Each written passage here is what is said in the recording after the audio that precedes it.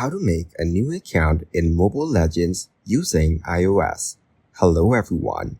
In this video, I will show you how to make a new account in Mobile Legends using iOS.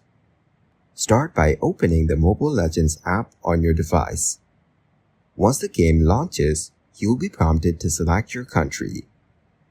Next, choose your country from the list and click OK to proceed. Now, you will be asked to select a hero to begin the game. Pick your preferred hero and then click on Confirm. After that, follow the instructions to start playing the game. Your new account will automatically be created, and you can enjoy playing Mobile Legends with your chosen hero. Thank you guys for watching this video. Hope you got some value. Make sure to like the video and subscribe to the channel to get notified of new videos. See you in the next one.